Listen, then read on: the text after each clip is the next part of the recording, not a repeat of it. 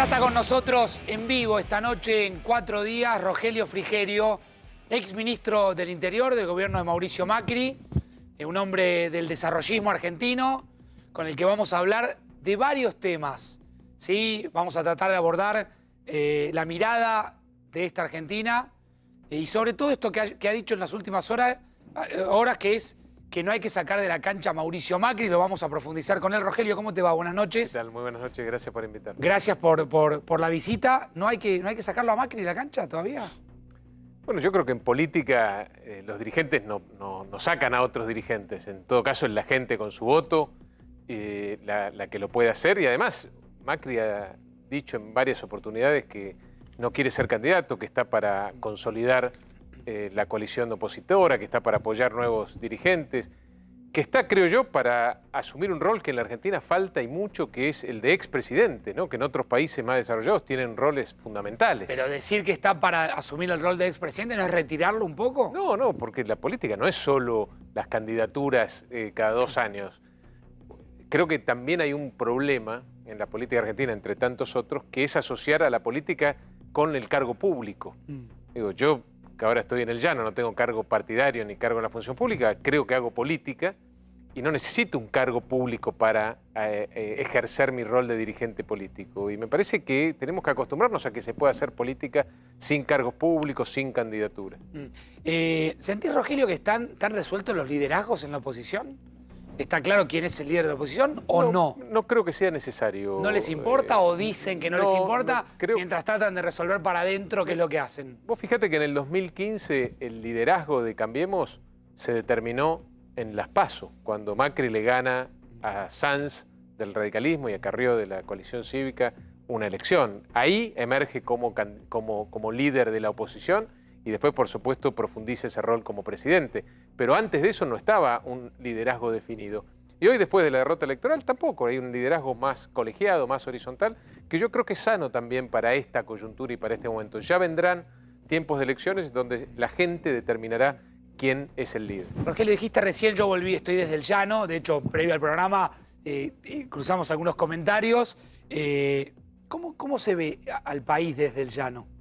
Con enorme preocupación, sobre todo porque lo que se percibe es una agenda de la política enormemente distanciada de la agenda de la gente. Los dirigentes políticos no hablan de la inseguridad, de la inflación, de la salud pública, no hablan del año perdido en la escuela para los chicos, no hablan del empleo, de los más de 4 millones de empleos perdidos, no hablan de los impuestos que se crean a diario en la Argentina. Hablan de cosas para los políticos, cada vez, como te decía antes, más alejada de la realidad concreta y de los problemas que le quitan el sueño a los argentinos. Yo creo que eso es un problema gravísimo. O sea, la agenda de la política, la agenda del poder, cada vez más distanciada, no está relacionada con los problemas de la estructurales de la gente. ¿Y por qué? Porque creo que la política está en un proceso endogámico, ¿no? De mirarse mucho el ombligo y de no ver a la gente. ¿Sentís que eso también les pasó a ustedes? Yo creo que sí, que en parte tiene que ver con lo que nos pasó, ¿no? Con la dificultad que tuvimos para alcanzar esos objetivos ambiciosos que nos habíamos propuesto. Cambiemos arrancó como un espacio muy abierto, muy cercano, y se fue cerrando a medida que fue avanzando el gobierno cada vez más, ¿no? Y se hizo también un espacio de poder endogámico y cada vez más cerrado, y yo creo que gran parte de los problemas que tuvimos están relacionados con eso. ¿Y vos por qué crees que dejaron de ser una opción o por qué crees que perdieron? Bueno, primero porque no cumplimos los objetivos, ¿no? Claramente el hecho de que hoy esté gobernando el Frente de Todos tiene mucho que ver con lo que nosotros no pudimos hacer. Y lo que nosotros no pudimos hacer está muy vinculado también con una decisión que tomamos o que no tomamos de tener el músculo político necesario para abordar esa agenda tan ambiciosa que nos habíamos propuesto. Nosotros fuimos un gobierno débil, probablemente el más débil de los últimos 100 años, en términos parlamentarios, con minorías marcadas en ambas cámaras, con 1/5 de los gobernadores, con 1/5 de los intendentes, es decir, sin poder territorial tampoco. Y eso marcó y de alguna manera limitó nuestro accionar de gobierno. También provocó esta famosa opción entre gradualismo y shock. Terminamos siendo graduales, no por vocación, sino porque no teníamos poder para avanzar de otra manera. Rogelio, me interesa profundizar esa idea de la debilidad con la que gobernó Macri. ¿Vos crees que, digamos, esa debilidad también fue parte de un relato que ustedes armaron de la nueva política, de no apostarle tanto a la política. Vos hablas mucho de la política y por ahí en el espacio en el que vos estás, cuando fueron gestión, un poco menospreciaban el tema político. Creo que sí, ¿no? creo que se subestimó el rol de la política. Creo que no se tomó conciencia de esa debilidad que teníamos por falta de política precisamente, y que de alguna manera generó una restricción operativa para avanzar en más reformas que las que pudimos hacer nosotros, siendo un gobierno muy débil, 1/3 de los diputados, 1/5 de los senadores. Avanzamos en muchísimas leyes que nos pedía el Poder Ejecutivo, y en eso trabajamos en sociedad con Emilio Monzón en el Congreso. Pero fue de manera artesanal, claro. Fue ley por ley, generando acuerdos uno por uno. No hubo una decisión de abrir el gobierno, de ampliar la base de sustentación política desde el principio. Y yo creo que lo que no se hizo después de ganar la elección del 2015, y tampoco después de ganar la elección del 2017, la elección de medio término, como te decía antes, condicionó toda nuestra gestión. ¿Reivindicás de alguna manera la rosca política? Yo reivindico la política, reivindico el diálogo, y reivindico la rosca en el sentido de generar confianza, porque el diálogo es fundamental para llegar a consensos, y los consensos son lo que necesita la Argentina sobre cuestiones básicas para dejar de repetir los mismos problemas que venimos repitiendo en los últimos 50 años. Pero previo a eso está la construcción de la confianza, y mucho tiene que ver lo que se llama rosca política. Sí, ¿sentís que ahí le costaba un poco al expresidente Macri, le costaba un poco a Marcos Peña, despreciaban esa idea de la rosca política? A veces yo creo que uno dice rosca política en términos peyorativos, pero es el diálogo, no político. Sí, yo creo que se subestimaba en alguna medida la importancia del diálogo y de los vínculos humanos, de la empatía entre los dirigentes políticos, que después son, en definitiva, los que generan o no esos acuerdos. Claro. Lamentablemente, como decíamos antes, pudimos acordar en algunas cosas, pudimos sacar algunas leyes, pero creo que nos faltó más volumen político para avanzar en las reformas más trascendentes que todavía siguen pendientes. Unas declaraciones de Macri que en su momento generaron que muchos pongamos la mirada en esta idea de que Macri sintió que había sectores internos, que él delegó el poder de la rosca política en vos, en Emilio Monzó, en Massot, y que eso no había salido muy bien. Bueno, yo creo que lo que él dijo, no lo hablé, pero entiendo y leí sus declaraciones. Incluso habló de traiciones, ¿no? No, yo no lo escuché hablar de esa, en ese sentido. Usar la palabra traición. No, yo creo que él sí dijo que tendría que haberse metido más en la construcción de gobernabilidad. Es cierto que delegó en nosotros la responsabilidad de llegar a esos acuerdos, pero no el poder. Vos sabés perfectamente que el poder estaba en otro lado, no lo teníamos nosotros. Nosotros sí teníamos una enorme responsabilidad que pudimos cumplir en gran medida, pero no en la medida que hacía falta para resolver los problemas concretos de la gente que se vienen repitiendo desde hace tanto tiempo. Para eso hacía falta más decisión política, y para eso hacía falta, yo coincido con el expresidente, que él se hubiera metido de manera directa en esos acuerdos, porque la Argentina es hiperpresidencialista.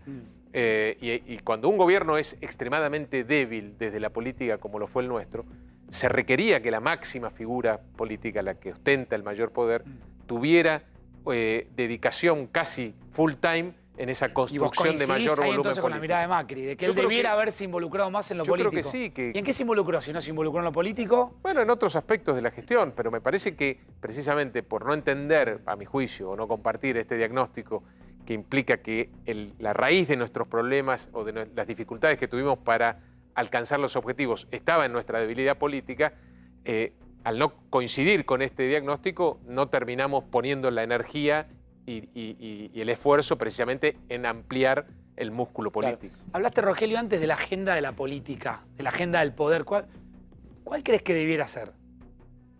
Sin duda la agenda de la gente, lo que le quita el sueño hoy a los argentinos. Que de nuevo son las mismas cosas que antes, si se quiere, empeoradas por la pandemia, ¿no? El empleo, la inseguridad, ahora agregale la salud, agregale el año perdido de clases para los chicos.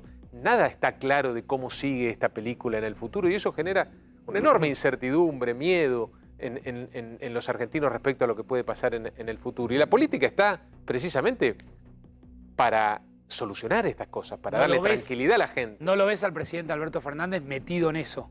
No lo veo hasta ahora con la capacidad de resolver estos problemas que, insisto, no se generaron hace un año. Muchos de estos vienen desde hace muchos años.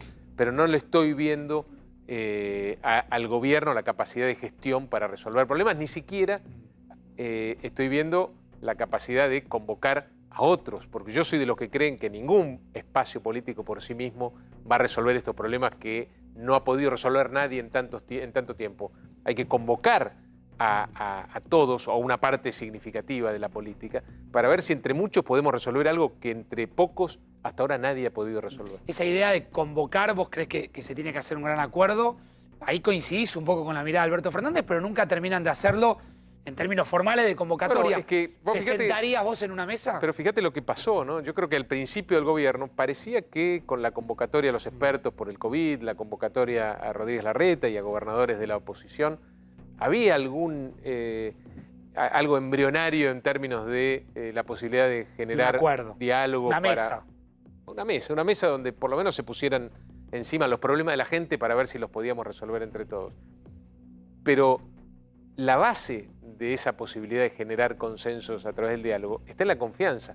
Y lamentablemente una parte importante de esa confianza se rompe cuando el gobierno decide a ese circunstancial aliado sacarle una parte significativa de los recursos de la coparticipación de un día para otro sin avisarle.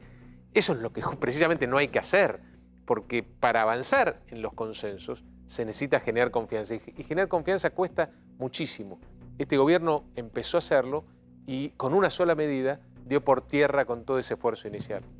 Nos suma Ezequiel Spillman, que volvió. Hola, Eze, ¿cómo te va? Buenas noches. Paco? Muy buenas noches. Sumate con una pregunta, vamos a ir llevándolo a Rogelio. Ahora le quiero preguntar por la carta de Cristina Fernández de Kirchner en relación a lo que Cristina dijo de la Corte. Ahora lo vamos a hablar. En un ratito vamos a hablar también del tema vacunas. Vamos a ir a Reino Unido con Cristian Martin, pero sumate con una pregunta para el exministro. Dale. Quiero redondear un poco varias de las cuestiones que te planteaba recién Facundo. Rogelio, ¿vos creés que hoy, dado el escenario, ¿sí? Con una Cristina avanzando, con la carta que ahora seguramente vas a responder lo que te consulte Facu, y viendo que el gobierno, lejos de los moderados, prácticamente se está radicalizando y lo vemos en muchas medidas de gobierno, los moderados de la oposición quedaron en offside?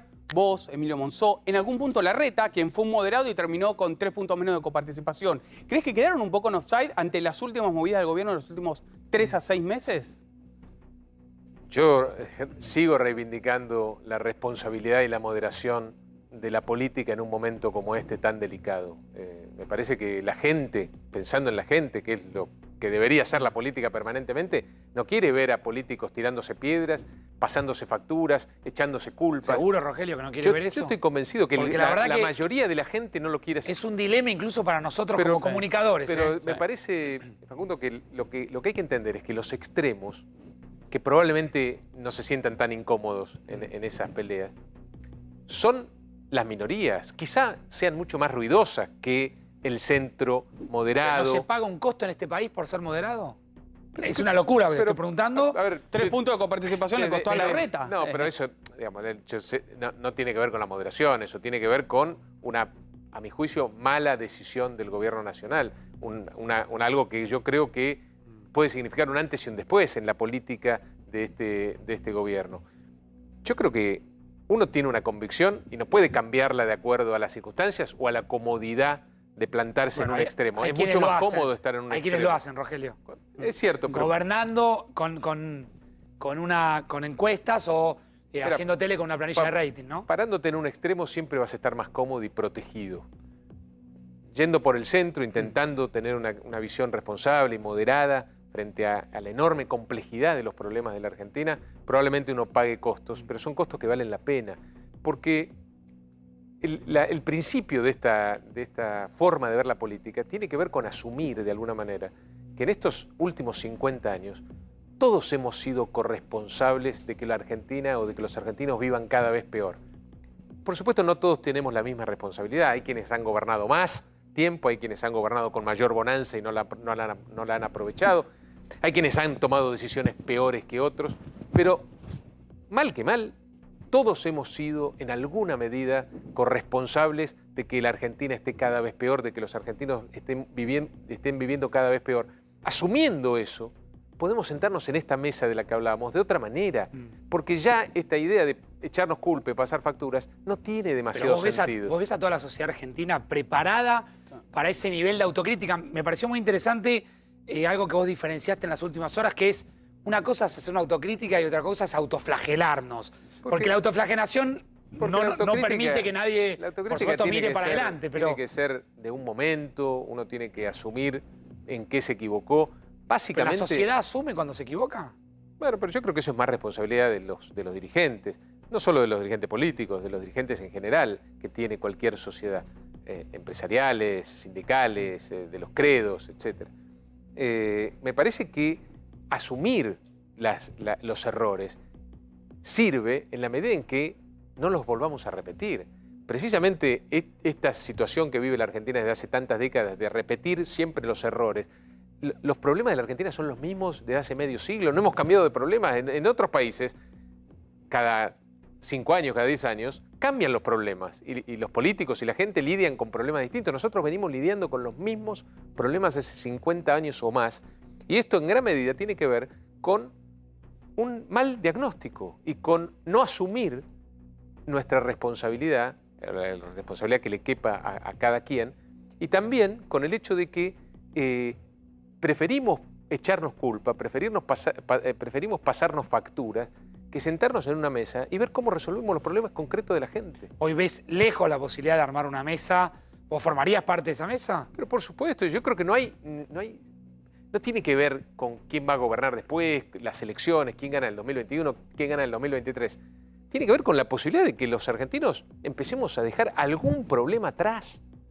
Y eso no se va a lograr si no generamos una mesa en la cual, por supuesto, no van a estar todos, porque siempre hay extremos que no quieren solucionar estos problemas o que viven desde el punto de vista de la política de que esos problemas subsistan.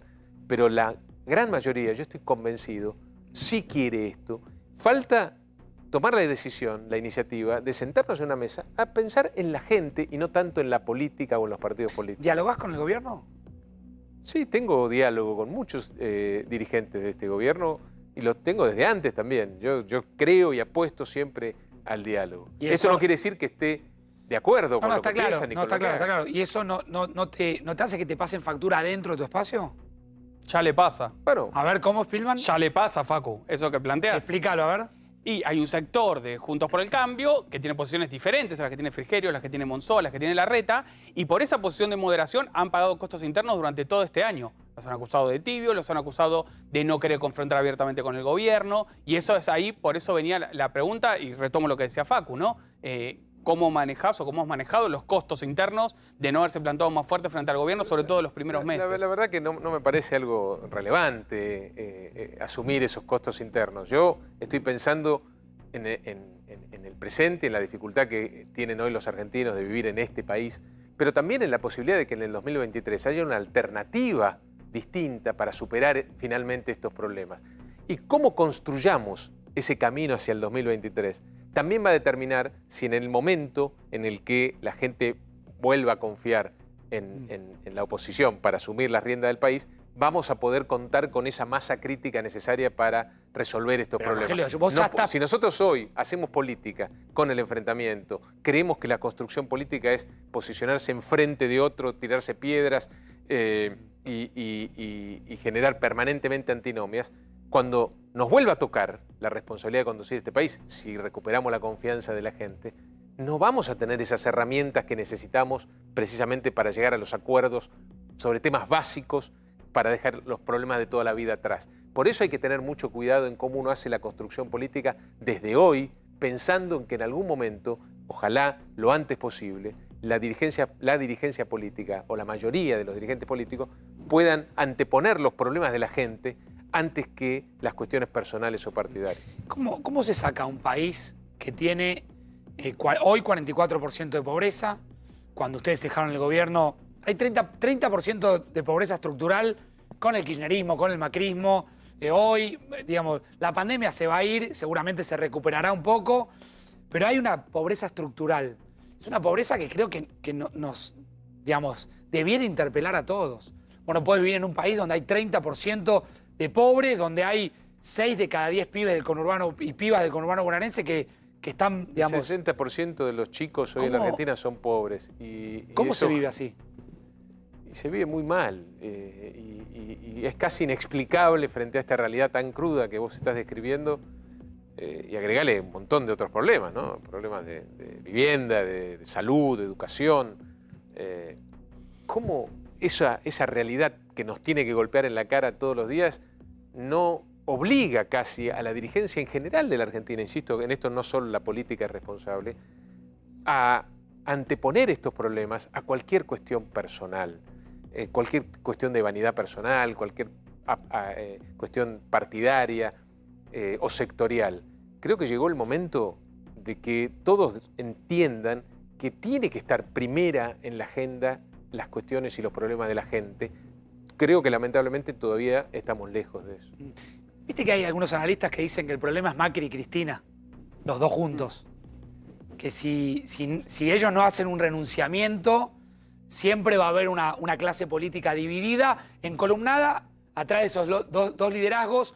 Hoy el de Macri un poco con la capa caída, el de Cristina obviamente con mayor acción. Yo creo, ¿coincidís con esa mirada? Yo creo que la Argentina necesita un recambio generacional. Creo que los liderazgos en la Argentina tienen que tener un recambio generacional. Lo está retirando a Macri y a Cristina. No necesariamente. De nuevo, ¿qué es retirar a alguien? Yo no puedo retirar a nadie en la política. La gente lo va a hacer. Y creo de nuevo que me parece que circunscribir la política, la acción política solamente en las candidaturas es muy pobre, ¿no? Uno puede hacer política de muchas maneras.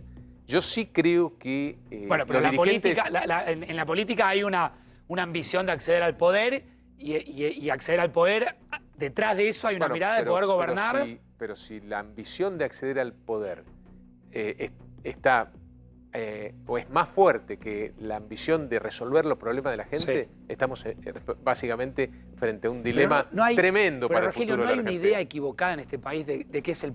Te lo pregunto de otra manera. Tuviste 4 años como ministro del Interior manejando la relación del gobierno nacional con todos los gobernadores, muchos de ellos que ni siquiera eran de tu signo político. No, la gran mayoría. La gran mayoría.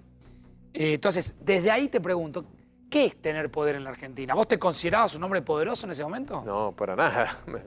Sí tenía el antecedente de haber ganado una elección por poco más del 1%, muy ajustada, pero claramente el poder también se refleja en los territorios. Manejábamos 5 provincias, si bien importantes, 5 provincias sobre 24, manejábamos un quinto de los intendentes, o un quinto de los intendentes eran de nuestro espacio, teníamos 1/3 de la Cámara de Diputados, 1/5 de la Cámara de Senadores. Obviamente, por supuesto teníamos poder, pero no el poder necesario para enfrentar la ambiciosa agenda de transformación que se había planteado el presidente en su origen. ¿Qué es el poder para vos? Te pregunto esto porque, insisto que creo que hay una concepción o hay una confusión de cómo se conceptualiza el poder en la Argentina. Vos hablás con colegas uruguayos y te marcan otro tipo de conformación de poder, ni que hablar de los países desarrollados. Creo, ¿no? lamentablemente, que parte de la decadencia argentina está vinculada con lo que decís vos, con esta idea de que hay que acceder al poder. No se sabe para qué. Y no se sabe para qué. Me cuando accedes al poder, pisoteás al de atrás. Y lo único que tenés como objetivo cuando accedes al poder es sostenerte en el poder.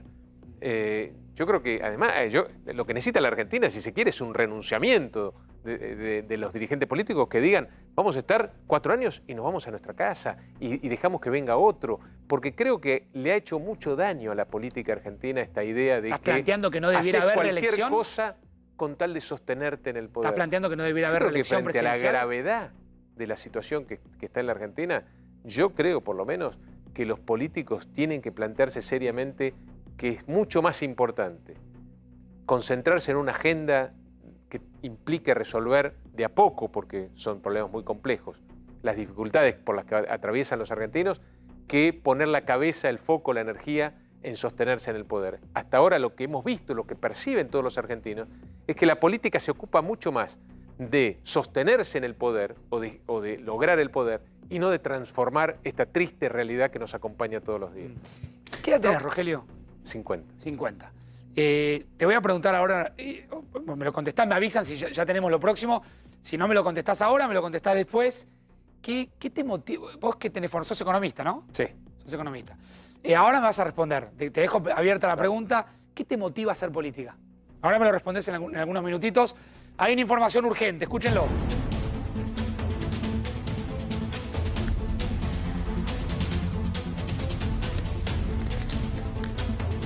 Voy a saludar rápidamente a Cristian Martin. Hay que seguirlo y escucharlo a Cristian. Hay preocupación por lo que está sucediendo en Reino Unido. Cristian nos va a contar con quién está. Lo primero que te pregunto, Cristian, es ¿cuán real es esta preocupación de que se habla de una nueva cepa del coronavirus que podría afectar justamente a los chicos? ¿Cómo andas, Cristian? Buenas noches.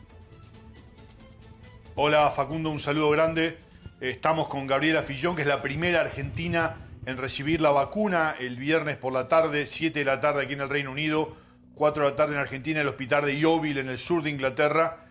Y no, realmente la buena y la mala información en estos 10 meses ha viajado rápido y a veces se saca de contexto, por ahí se dramatiza algún título. Hay una nueva cepa, es una mutación muy pequeña del virus que no influye demasiado en los números y que tampoco invalida la eficacia de la vacuna. Pero, claro, ¿sabes qué? Gabriela, aparte de ser la primera argentina vacunada, es pediatra y tiene experiencia en vacunación en organizaciones internacionales, en Angola, en Sri Lanka, en Colombia, en diferentes países del mundo, y aparte estuvo involucrada, así que, y justamente el rumor que apareció en el este de Londres, hay nuevos casos en chicos, justamente es pediatra, así que es así, Gabriela, ¿es peligrosa esta mutación o no? No, o sea, lo que se ha visto, el virus, o sea, siempre el sistema de vigilancia epidemiológico de Inglaterra está permanentemente chequeando al virus, a ver si va mutando, y desde que empezó hay muchas variaciones mínimas del código genético, pero no es que ha variado de tal forma que es completamente, o sea, es tal mínimo que no implicaría que la vacuna no sea efectiva. Claro. Y los casos no es que se dan más en los niños, sino que por ahí el virus aparentemente puede ser más fácil de... Circuló en 2 colegios. Circuló y entonces, bueno, pero hay zonas que también hay que tener en consideración que es una época de invierno, que hay mucha gente que no se había infectado y que, bueno, en esta época es más fácil contagiarse, pero claro, no es que producen más complicaciones en los niños. Pero lo que pasó, Facu, es lo siguiente. Las clases acá en Inglaterra, en el Reino Unido entero, las clases se terminan y se corta por 2 semanas. Sí. Uno dice antes de Navidad y recién se toma el 4 de enero.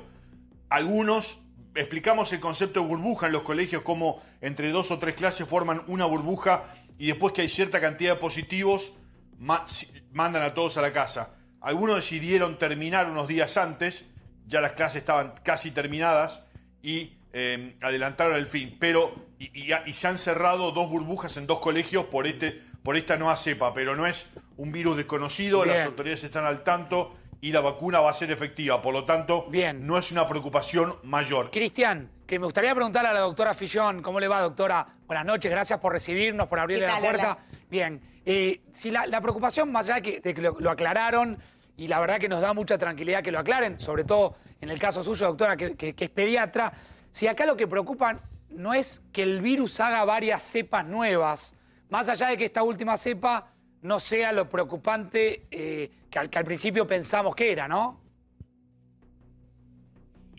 Sí, no son nuevas cepas, o sea, se cambian. Los virus normalmente son inteligentes y se van cambiando, modificando un poco, porque bueno, es la forma de que tienen de adaptarse a las circunstancias. Claro. Pero no es que ha cambiado. Las mutaciones son muchísimas desde que empezó, pero son mínimas, o sea, el código genético va cambiando, claro, pero de tal forma que la proteína no es que cambia dramáticamente, no es otro virus. Bien. Es mínimo los cambios genéticos que son esperables. Nada de lo que, o sea, los epidemiólogos, en estos momentos no hay ningún alerta por esta nueva modificación. Claro. Bueno, doctora, le agradecemos que nos haya recibido y que nos cuente como testimonio la primera argentina que recibe la vacuna. Yo la quiero abrazar, yo sé que no se puede y aparte no significa nada un abrazo, pero bueno, es un testimonio histórico también para poder entender. De hecho, tenemos imágenes que Cristian ha enviado del momento en que usted recibe la vacuna. Doctora, ¿nos cuenta bien cómo fue ese proceso?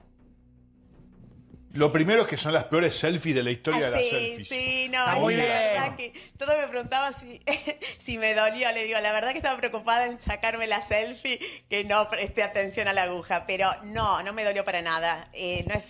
Ningún efecto secundario, por suerte. Sí. Y la experiencia, la verdad que fue súper emocionante. Era tanta la alegría de poder recibir la vacuna. Yo le decía a Cristian que pensar que el virus, los primeros casos son de febrero, de acá en Inglaterra, y estar a diciembre y en 10 meses prácticamente que se descubra una vacuna, que se aplique, es realmente increíble lo que ha avanzado la medicina en estos meses. Es la primera vacuna de RNA, o sea que es increíble. La verdad Claro. que los científicos, el avance científico Seguro. de estos meses ha sido Seguro. increíble. Doctora, ¿y cómo sigue el Se está proceso? vacunando, Facu, entre 20 y 40 personas por Sí. centro por hora, más o menos entre 400 y 600 personas por centro. Hay 55 centros activos, se agregan 10 esta semana, o sea, hospitales grandes, Sí.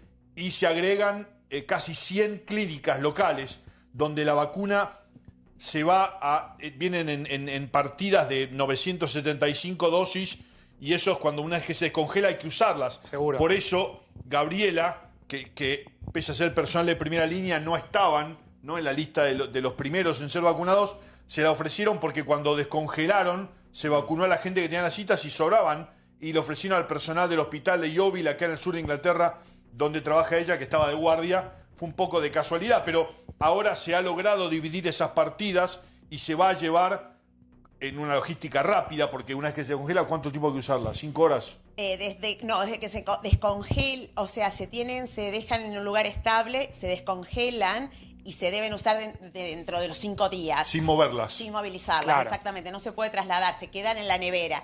Pero luego que se sacan y se diluye, una vez cada ampolla se diluye, esa debe administrarse dentro de las 6 horas. Claro, doctora, ¿y O sea, usted tiene que volver una a... vez que las- ¿Tiene que volver a aplicarse una dosis en 21 días? Exactamente. Estas son 2 dosis la vacuna. Una se hace la segunda dosis a las 3 semanas, y luego a partir del 5º o 6º día de la segunda dosis a la semana se empieza a tener una Sí. respuesta adecuada inmunológica, y ya que luego se mantiene. ¿Hasta cuándo se mantiene esa respuesta inmunológica? No se sabe. No se aún. sabe. Doctora, Está y todavía, le generó, porque, a ver, las Pero por lo imágenes... menos 6 meses. Por lo 6 menos 6 meses. meses. Ah, sí. Las imágenes que vemos, digo, ojalá todos podamos tener la sonrisa que tiene usted en esa foto, porque es una Ay, sonrisa, digamos, que ojalá sea la metáfora de toda esta pesadilla que vivimos. Ahora, ¿en algún momento tuvo miedo? ¿Le generó alguna inquietud? No, jamás. No, nunca, porque yo soy súper pro vacuna y siempre, la verdad, siempre confío muchísimo que la gente que está detrás de todo esto es súper seria y muy científica, y yo creo que los entes reguladores son lo suficientemente serios Claro. para aprobar algo y dar seguridad a la población. Seguro. Jamás, no, nunca. Doctora, ¿y no Yo tuvo, creo que no tuvo ninguna si- fiebre o dolor en la zona? No, en la zona sí un poquito del dolor del deltoides, donde se te inyecta la vacuna. Un poco al segundo día es el dolor máximo. Me di cuenta a la noche cuando uno duerme por Sí. ahí que te duele, Pero nada de que no es habitual en Nada, cualquier vacuna. cualquier vacuna, Exactamente, claro. nada. Un poquito de hielo Eso por ahí en pasa la con zona. cualquier vacuna. Sí, no, ni Ni eso, siquiera. solamente cuando te apoyás, o sea que nada. Exactamente, no tomé ni paracetamol, Hielo nada. en el gin tonic. Exactamente. Claro, No sé, hielo, no sé si se nota, Eso es mejor, exactamente. doctora, no sé si se nota por las preguntas que le tengo pánico a las agujas, pero que obviamente también soy pro vacuna. Pero bueno, si cobarde. cobarde, me dice Cristian. Cristian, yo mido 1,60, al lado tuyo, claro que voy a ser un cobarde. No, la ¿Qué tiene que realidad... ver? Es un cobarde, es una inyeccioncita y ya está, y no te agarrás el bicho No, este. por Está eso. claro, está exactamente. claro. ¿Será que no? No, no duele para nada. Hay que ir con alegría y con muy buena predisposición y estar feliz que Seguro. uno va a recibir una Doctora, hace vacuna muchos que no años va a viviendo allí en Inglaterra. En Inglaterra me fui de Argentina hace ya 20 años, 20 pero en Inglaterra hace 8 años. Vivía en otros lados anteriormente, pero acá en Inglaterra 8 años. Y acá de Estamos en un pueblito, Facu, Sí. se llama Yeovil.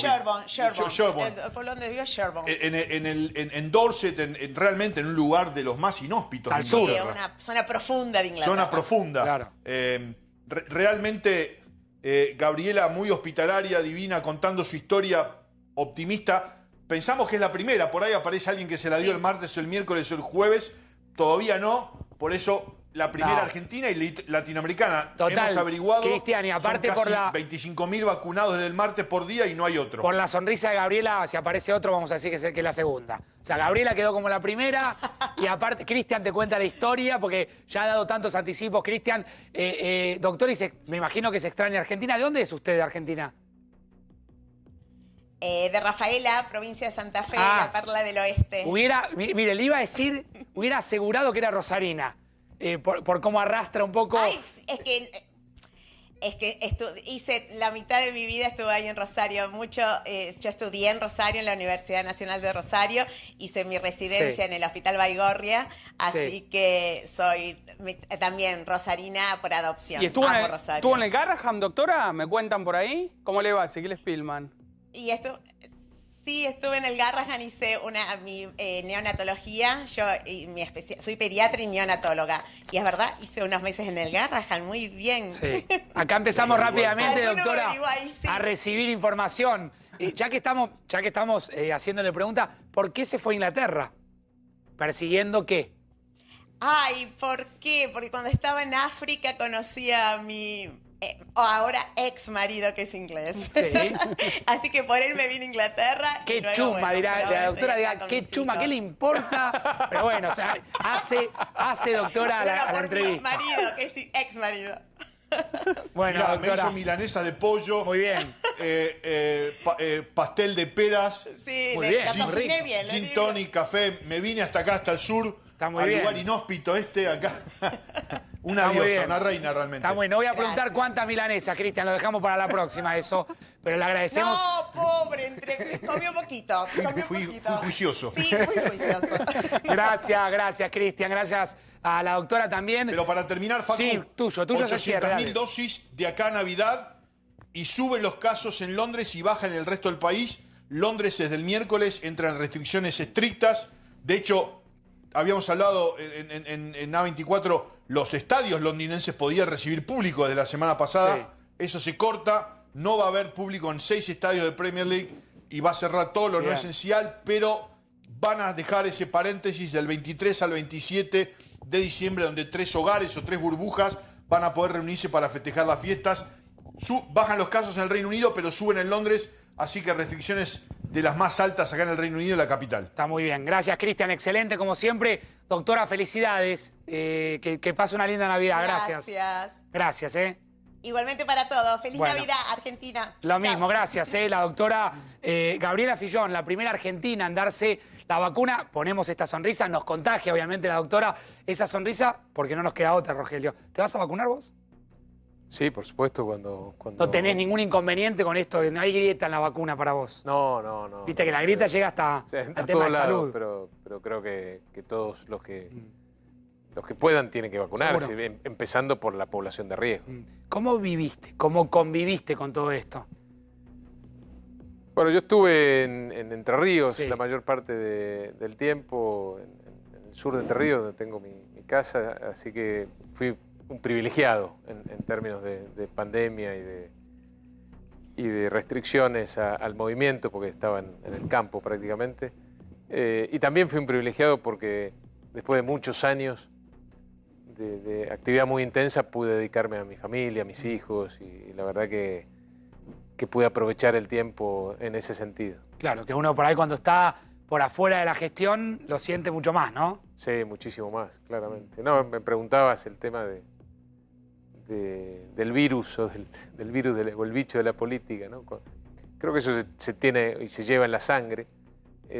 Pero siempre me planteo qué es lo que me lleva a seguir en esta actividad, ¿no?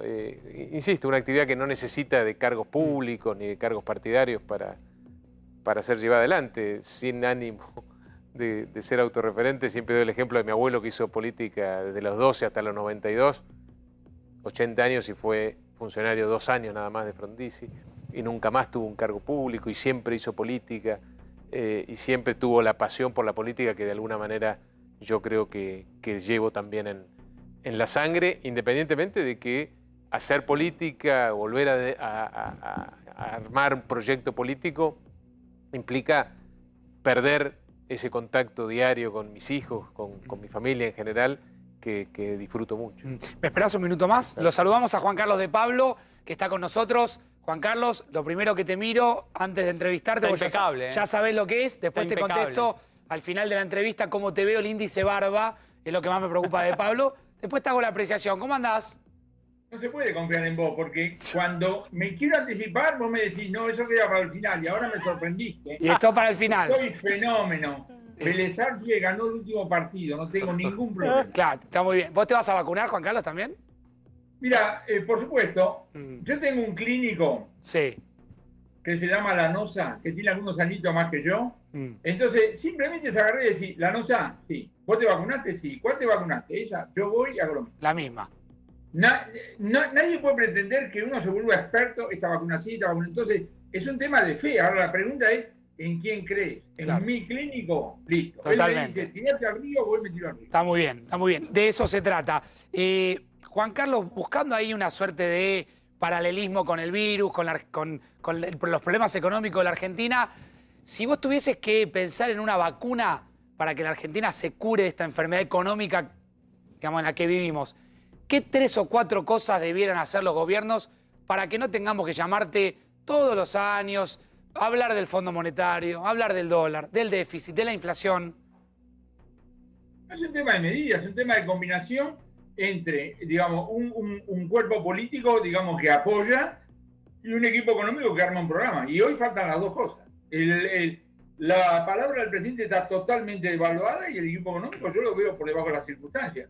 Con el mayor de los respetos, el ministro Guzmán está cambiando espada con el Fondo Monetario. Mientras no le pidamos plata al Fondo Monetario, esa negociación va para largo, nadie tiene interés en terminarla rápido. Y en el medio, vos tenés cosas perentorias. Déjame decirte dos. La tasa de inflación está cerca del 4% mensual, pero cuando vos la desagregás, los precios libres crecen casi 6 y los regulados 1. Tenés un lindo problema. Segundo, me están diciendo que el Banco Central no le está vendiendo divisas al tipo de cambio, digamos, oficial a gente que necesita para comprar insumos. Uno de los últimos ejemplos que escuché, neumáticos. Me dicen, solo 20% de los neumáticos de cargas se producen localmente, 80% son importados. Moraleja, ¿te imaginás vos que por falta de divisas se empiezan a parar los camiones al costado de la ruta? Un país que mueve más del 90% de todas las cargas con camión. Entonces, la agenda del equipo económico es perentoria. Los bonistas no son un desafío, el fondo no es un desafío. El desafío somos los argentinos, somos mucho más exigentes que el fondo y los bonistas juntos. Claro. Dijo Guzmán, hoy habló allí en un evento justamente de la Bolsa de Brasil, y habló justamente de la inflación, entre otras cosas, y dijo que él cree que será cercana al 29% el año que viene. Yo no sé lo que va a pasar la semana que viene, así que no voy a hablar del año que viene, ¿entendés? No me corran con el presupuesto, no me corran con ninguna de estas cosas. Esto vos te levantás día a día a ver cómo le encontrás la vuelta, ¿entendés? Sí. Así que eso no tiene absolutamente, digamos, ninguna importancia. Se verá, se verá. Mis colegas, los que hacen pronósticos con decimales, yo me mato de risa. Y después los cambian siempre con decimales. Claro. Es una irresponsabilidad total. Ahora, sin hacer pronósticos, hablemos un poco del déficit, que siempre parece ser uno de los problemas sustanciales que la Argentina tiene. ¿Cómo lo vas domando? Vos tenés que hacerte cargo. Mirá, si vos decís, este tiene que ser el gasto y no puede ser otro, y esta recaudación no puede ser otra, la diferencia, como no tener reservas, como no tenés que emitir. Vos podés entender por qué se está emitiendo, pero no hay emisiones buenas y emisiones malas. Hay emisiones que la gente quiere tener y otras que no quiere tener. En la medida que no quiere tener, que la demanda de pesos, digamos así, no aumenta, vos tenés ahí metido una tasa de inflación X. Si eso es así, no me insistas con precio máximo, no me insistas con tarifa congelada, etcétera, etcétera, no me insistan con no mover el tipo de cambio oficial, porque te está comprando no un problema, un flor de problema. Ahora yo entiendo la toma de decisiones públicas, siempre existe el dilema, porque hoy el ministro va a hablar con el presidente y dice, mire, ¿sabe qué? Tenemos atrasada la tarifa X. Sí, te entiendo, Juan Carlito, pero ¿por qué no venís mañana? Entonces va mañana, el presidente sí. Y cada vez vas, siempre va al otro día, y la diferencia cada vez, digamos así, mayor. ¿Qué dice la historia? La historia dice que un momento dado vuela todo por el aire. Entonces, vos lo que le tenés que decir al equipo económico es ocupate de esas cosas de manera perentoria. Y yo como economista tengo que decir, el apoyo político es muy importante, pero si vos no haces bien la cosa desde el punto de vista técnico, vos tenés el mejor apoyo político del mundo y tampoco funciona. Ahora, hoy el gobierno, o Guzmán, mejor dicho, que es el gobierno, dijo que el acuerdo con el fondo, que veo que a vos no te preocupa, Juan Carlos, hay que ir negociándolo país por país de los que integren justamente el Fondo Monetario. ¿Lo ves como una estrategia válida o vos seguís diciendo que el ministro tiene que encargarse de lo que vaya a pasar mañana a la mañana? Pero obviamente, escúchame, cuando creo que el ministro dijo que el acuerdo va a estar para abril, para mayo, no sé, ¿viste? Escúchame una cosa, no sabemos qué va a pasar la semana que viene, estamos hablando de mayo, abril. Acá el problema es una cosa elemental. El gobierno sabe que mientras no pida plata, de ese acuerdo no saca nada. Y la señora Georgieva tiene un flor de problema, porque lo que acuerde con el gobierno argentino tiene que poner el rostro delante del directorio, que son 20 y tantas personas que defienden los intereses de tantos países, la van a mirar y decir, Cristalina, ¿sos o te haces? El problema que hay es que el gran deudor es, es Argentina, y que le vamos a decir, mirá, no te podemos pagar hasta 2024. Bueno, mientras tanto tenés que hacer, y si no hago, ¿qué? La pregunta burda es esta. Si no hago lo que vos me decís que hay que hacer, ¿qué pasa? ¿Van a bombardear Buenos Aires? ¿Qué van a hacer? Nada. Moraleja, seguimos dando vueltas. Por eso digo, no hay noticia. Sale el acuerdo con el fondo y no va a pasar nada. Como no pasó nada con el acuerdo, digamos, con los bonistas. Ahí no hay noticias para que alguien que nos está escuchando en este momento diga, bueno. Juan Carlos, abrazo grande. La barba perfecto, no así tanto el tema del pelo. Pero viste, estamos como la Argentina, arreglamos una cosa, la otra... Pero lo demás está muy bien. Juan Carlos, abrazo grande, gracias por estar siempre. Chao, querido. Gracias, la buena onda. Rogelio, te veía sentir lo que decía el profe de Pablo. Sí, coincido con el profesor. Creo que la raíz de los problemas económicos en la Argentina tiene mucho que ver con el Estado, ¿no? Con este Estado que recaude lo que recaude, con la presión impositiva que tenga, nunca le alcanza, ¿no? Y con una política que patea siempre para adelante la posibilidad de sentarse y ver qué gasto público no es indispensable. Ahí la Argentina es un país rol del empobrecido. Estado, el rol del Estado, el tamaño del Estado. ¿Cuál es la discusión? A la dirigencia política, me cuestiono que no tiene la valentía de plantear cuáles son los gastos que no son indispensables para un país empobrecido como este, que no puede gastar cualquier cosa, que tiene que atender las cuestiones fundamentales que son indispensables y tiene que dejar las otras, porque este gobierno, en un año, creó 11 impuestos. Nosotros somos uno de los países con mayor presión impositiva del mundo. Muchos empresarios argentinos están yéndose a otro lugar, a pagar impuestos en otro lugar. Claro. Precisamente porque ya la soga la tiramos demasiado. Tenemos que, desde la política, dar una respuesta a esto, terminando con los privilegios y las inequidades que hay en nuestro presupuesto, que suman más de 1 punto del Producto Bruto, no es poca cosa. Pero para eso hace falta coraje, hace falta convicción y hace falta, como decíamos antes, anteponer los problemas de la gente a los intereses de la política o de los partidos políticos. Te hace una Spillman, pero te voy a meter en un problema, Rogelio. Te la voy a hacer antes para que la pienses. Quiero que me des por lo menos el nombre de 3 políticos que no tienen que estar en tu espacio político, con los cuales crees que vale la pena discutir de la Argentina que viene. Ahora en algunos minutitos. Dale, Spillman. Te quiero consultar, Rogelio, por la posición de los gobernadores peronistas. Bueno, con algunos has convivido, otros son nuevos, porque hubo bastante recambio en algunas provincias. ¿Cómo los ves hoy? Porque parecen muy alineados al gobierno nacional, al oficialismo, pero hay muchos que sostienen que nunca pudieron dar una discusión seria en el seno del peronismo contra Cristina o contra el kirchnerismo y que hoy están presos de la caja, para decirlo en criollo, del dinero que le tiene que dar la Casa Rosada. ¿Cómo los ves parados hoy? Parecerían muy alineados al gobierno, pero ¿cuánto hay de necesidad, cuánto hay de convicción en los gobernadores del peronismo? Bueno, claramente también en este año perdimos mucha de la autonomía que se había generado por decisión del expresidente Macri en las provincias argentinas. En el gobierno anterior se les devolvió a las provincias muchos recursos que el gobierno anterior al de Macri le había quitado, recursos de libre disponibilidad, automáticos. Se redujo sustancialmente las transferencias discrecionales que dependen de la voluntad del político de turno, y eso se fue perdiendo a medida que cada vez más los recursos solamente de la nación tenían más peso que los recursos que iban a las provincias. Me refiero básicamente a la emisión monetaria que no se coparticipa con las provincias y que le sirve al gobierno para aplicar el látigo y la chequera. Una política que nosotros habíamos empezado a desterrar. Con lo cual, gran parte de... La idea de te doy si sos mi gobernador amigo. Eso que nosotros habíamos empezado a desterrar, lamentablemente está volviendo, y yo no me animo a hablar por los gobernadores, pero obviamente hoy hay mucho más condicionamiento que en el pasado. Rogelio, hay una mesa, un lugar de tu partido o de tu espacio, lo ocupás vos. ¿Con qué otros 3 dirigentes, 2 o 3 dirigentes te sentarías a dialogar porque crees que efectivamente vale la pena dialogar de la Argentina de acá a los próximos 10, 15 o 20 años? Bueno, desde la comodidad te diría que es algo que yo creo que no hay que tener en política. Me parece que también fue parte de los problemas que tuvimos nosotros, buscar la comodidad cuando la política es naturalmente incómoda, es estar con el que piensa distinto, entender lo que le pasa, ponerse en los zapatos del otro. Desde la comodidad te diría Emilio Monzó y quizá Horacio Rodríguez Larreta.